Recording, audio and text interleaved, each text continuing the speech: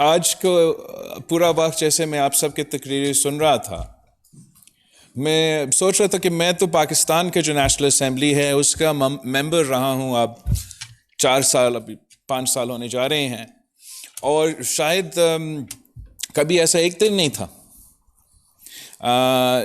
जहाँ कायदे हिज़्ब इख्तिलाफ मेंबर्स ऑफ द अपोजिशन और वज़ीर आज़म इस अंदाज से और इस तरीके से जिस मैच्योरिटी के साथ इस अहम मौके पे हम सब यहाँ मौजूद हैं आज अक्रॉस द पॉलिटिकल स्पेक्ट्रम।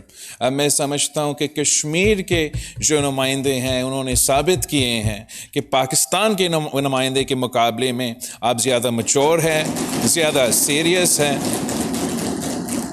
और इस वक्त आपका असेंबली, हमारा असेंबली इससे बेहतर चल रहे हैं, तो इस चीज़ का भी मैं आपको मुबारक देना चाहूँगा।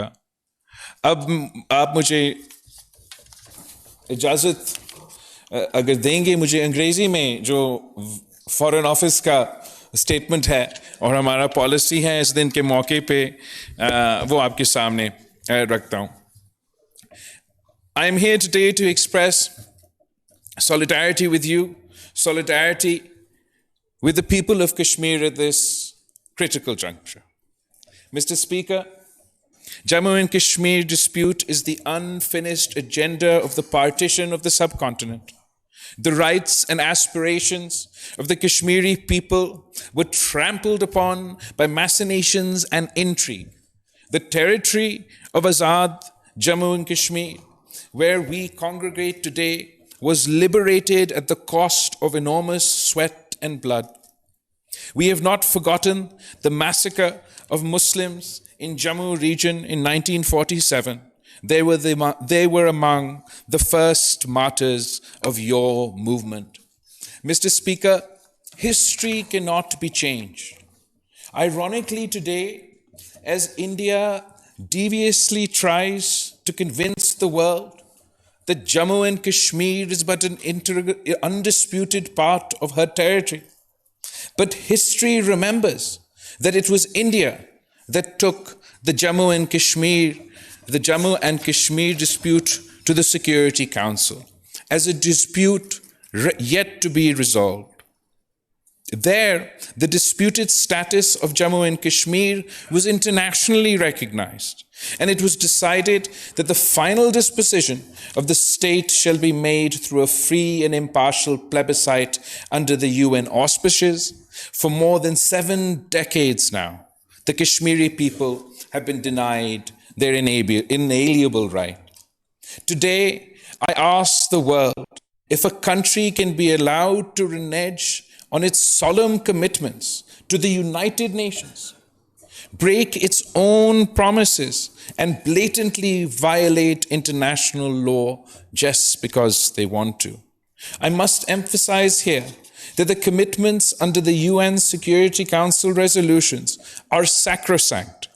They are neither servile to the whims of a jingoistic political party, nor diluted by the passage of time. India's continued denial of the rights of the Kashmiri people is a wrongful, illegal act. No amount of diplomatic duplicity or Indian state-perpetrated terror can change this fact. India will have to fulfill its obligations to the Security Council by granting the Kashmiri people their lawful right to self-determination. Mr. Speaker, today, an occupied Kashmir has become an open prison, a prison where Kashmiri Muslims are forced to breathe fear, thousands of them killed, disappeared, or blinded, their lands grabbed, their properties confiscated or bulldozed, their disintegrated, their media muzzled. The occupying Indian forces run rampant with arbitrary detentions, torture, extrajudicial killings of Kashmiri Muslims. This mayhem continues under draconian laws allowing complete impunity for the Indian occupying forces. This wretched, perpetual and systemic Indian barbarism not just violates international law, it makes a mockery of the accepted norms of fundamental human rights.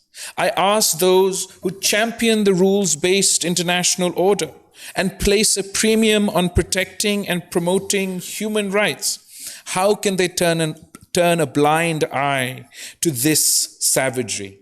It is indeed not wise to sacrifice these timeless principles for short-term interests. One cannot wax lyrical about international law and the United Nations Security Council resolutions in Europe, in the European context, and then turn a blind eye to the violation of the same international law in the Kashmiri context. Mr. Speaker, India's unilateral and illegal actions of August 5th, 2019 opened a new chapter of oppression. India's ultimate aim is to convert Kashmiris into a dispossessed and disempowered minority in their own land. The fresh delimitations, domicile certificates to millions of outsiders, and addition of millions of temporary residents to the voters' lists are part of a well-thought-out strategy to change Kashmir's demography and its political landscape. Pakistan outrightly rejects these unilateral and illegal steps. How can the world be a silent bystander when a large country usurps the rights guaranteed by the Security Council and instead use brute force to suppress those rights? Isn't it the same world that is upholding these principles elsewhere while remaining completely oblivious to them in Kashmir? Mr. Speaker, as we speak, India is hosting the meeting of a tourism working group in Srinagar. Meetings of a consultative forum on youth affairs, Y20, has already been held in Jammu, Leh and Srinagar in the past few weeks. This is yet another display of India's arrogance on the world stage. Indian occupation of a territory that is recognized as disputed under international law. India is misusing its position as chair of the G20, a forum created to address global financial and economic issues with utter disregard for the Security Council resolution, the UN Charter, and its principle. India's facade of normalcy in Kashmir is met by the harsh reality that occupied Kashmir remains one of the most militarized zones on the planet. Mr. Speaker, normal areas are not under siege by millions of troops. Normal areas are not operated under so-called governor's rule. Normal areas do not have unidentified graves and half windows. In normal areas, people are allowed to travel abroad, and journalists are free to report. How can India possibly claim that normalcy has returned to Kashmir? I wish to remind the Indian leaders that unilateral steps in Jammu and Kashmir can neither accord legitimacy to their occupation nor suppress the true sentiments of the Kashmiri people. Gimmickry cannot replace legitimacy. If India wants to be a superpower, Mr. Speaker, then India must start acting like a superpower. The United Nations Special Rapporteur on Minority Affairs speaks clearly on the Srinagar meeting that and claims that India is providing, quote, a veneer of support to a facade of normalcy. ये मेरे अल्फाज नहीं है जनाब speaker, ये United Nations के जो special रेपर्टोर है अक़लियत अफेयर्स के लिए, ये उनका अल्फाज है. Pointing out the blatant human rights violations in occupied Kashmir, he has drawn an apt conclusion that the situation in Jammu and Kashmir should be, quote, decried and condemned, not pushed under the rug and ignored. Mr. Speaker, I remind the world that there are two reports on the situation in occupied Kashmir by the Office of the United Nations High Commissioner for Human Rights, issued in 2018 and 2019. Those of us who are interested in upholding human rights are morally bound to pay attention to these reports. Mr. Speaker, the word Pakistan is incomplete without Kashmir. The people of Pakistan and the people of Kashmir have a unique affinity based on geographical proximity, shared history, commonality of religion. We have shared joys, shared sorrows, we share the same hopes, the same dreams, our hearts beat as one. Pakistan cannot ignore what happens in Jammu and Kashmir. It is a party to the dispute. For us, it is not a matter of choice. We are duty-bound to play our role in the just and peaceful resolution of the Jammu and Kashmir dispute in accordance with the UN Security Council resolutions and the wishes of the people of Kashmir. Mr. Speaker, my presence here today is a testimony of our nation's intergenerational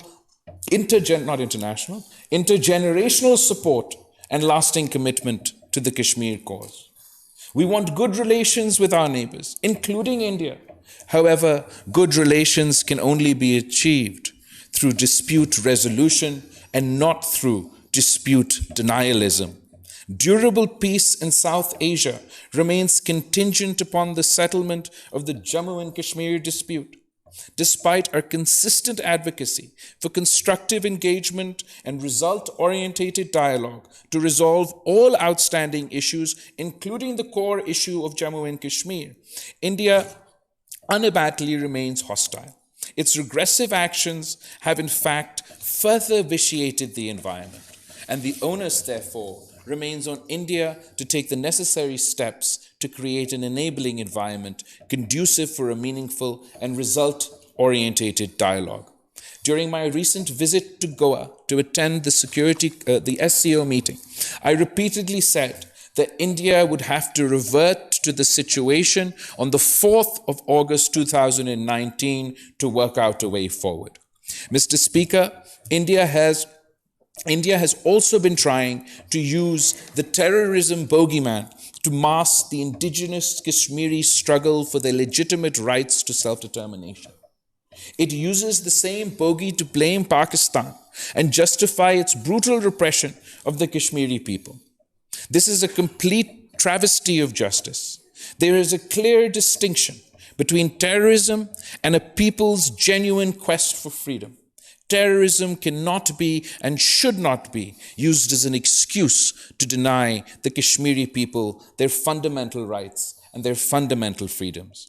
Mr. Speaker, I also want to emphasize that the belligerent Indian statements about Azad Kashmir and Gilgit-Baltistan should be raising alarm bells across the world.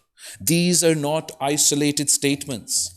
They epitomize a political party that nurtures and hones fascist majoritarianism and religious jingoism. If 1 billion people are economically and politically incentivized into hate-mongering, the results can be disastrous. We could be sleepwalking towards South Asia's Armageddon. Notwithstanding India's military and political rhetoric, Pakistan has exercised maximum restraint. Pakistan does not want another conflict. However, it has the will and capacity to respond forcefully and effectively and defend resolutely against any act of aggression. Janabe Speaker, jitna chai peena chahte hain, hum unko pila sakte hain. Hum apna watan difa karna jante hain. Janabe Speaker, justice delayed is justice denied. I appeal to all men and women of conscience across the world to urge the occupying forces of India to 1. Rescind its unilateral and illegal actions of the 5th of August 2019 and the subsequent steps. 2. Implement fully the relevant UN Security Council resolutions and allow the Kashmiri people to freely exercise their right to self-determination through a UN-supervised plebiscite. 3. To provide solemn assurances that it will not change the occupied territory's demographic composition and not allow non-Kashmiris to acquire property or residency in Jammu and Kashmir. 4. To halt its human rights violations in occupied Jammu and Kashmir. 5, to repeal its draconian emergency laws, withdraw its heavy military presence from Kashmiri cities, towns, and villages. And 6, to provide unhindered access to UN, OHCHR, OIC, and human rights organizations and international media to investigate, report on the situation in occupied Kashmir. Mr. Speaker, I salute the courage of the Kashmiri people and I pay tribute, rich tribute, to the martyrs. I offer my sincere sympathies to the population living close to the line of control, who have suffered enormously. I assure the Kashmiri people of Pakistan's unstinted moral, diplomatic, and political support. We have stood by them for decades, and I assure you that we will stand for as long as it takes our Kashmiri brethren to achieve their legitimate rights. We wish to see a day where people across the line of control enjoy the same rights and freedoms as are being enjoyed by the rest of the world. I thank you for affording me this opportunity to speak. May peace be with you. Thank you. Aap sabka bahut bahut shukriya. बहुत बहुत शुक्रिया जनाब बिलावल भुट्टो जरदारी साहब।